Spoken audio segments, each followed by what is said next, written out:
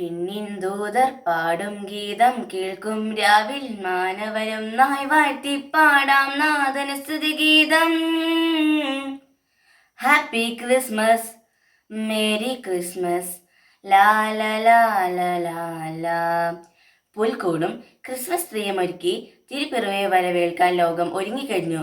സ്നേഹത്തിന്റെയും സമാധാനത്തിന്റെയും സന്ദേശവുമായി കരോൾ സംഘങ്ങളും സജീവമാണ്. ഈ ഗാനങ്ങളുടെ ഉത്ഭവം എവിടെ നിന്നായിരുന്നു?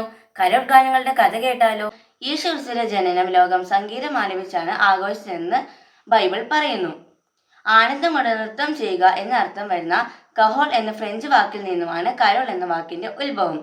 മാലാഖമാരുടെ പിന്തുടർച്ച എന്നോണം ജീവിച്ച 1-ാം നൂറ്റാണ്ടിലെ ജനങ്ങൾ ക്രിസ്മസ് ആഘോഷങ്ങൾക്ക് മാത്രമായി അക്കാലത്ത് ഗാനങ്ങൾ രചിച്ചിരുന്നതായി ചരിത്രരേഖകൾ സൂചിപ്പിക്കുന്നു. ലാറ്റിൻ ഭാഷയിലായിരുന്ന കരോൾ ഗാനങ്ങൾക്ക് 1223 സെന്റ് ഫ്രാൻസിസ് ഓഫ് അസീസിയാണ് സാധാരണ ജനങ്ങൾക്ക് മനസ്സിലാകുന്ന വിധത്തിൽ ഗാനങ്ങൾ ചിട്ടപ്പെടുത്തി കരോൾ ഗാനശാഖയ്ക്ക് പുത്തൻ ഉണർവ് നൽകിയത്.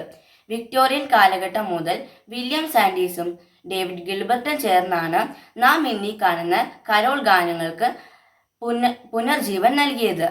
പിന്നീട് ക്രിസ്മസ് കാലങ്ങളിൽ പണത്തിനും ഭക്ഷണത്തിനുമായി വീട് വീടാന്തരം കയറിയിറങ്ങി സ്തുതിഗീതങ്ങൾ പാടുന്ന ഗായക സംഘങ്ങൾ ലോകത്തെ എല്ലായിടത്തും രൂപം കൊണ്ടു. ലോകമെങ്ങും കരോൾ ഗാനം മുഴങ്ങിക്കേൾക്കുന്നു.